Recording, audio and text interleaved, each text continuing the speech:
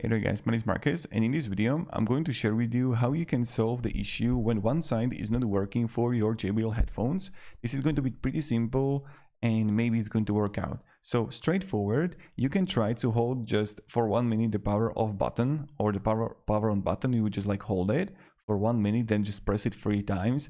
Maybe this is not going to work. And the second thing that you can try, so the headphones needs to be turned on, and when they're going to be turned on, press the minus and plus button at the same time. So you would press minus and plus button at the same time, and you would hold, and it's going to power off. So the blinking or the lighting is going to stop, and that means that it has been resetted, and maybe the one side is going to work out again.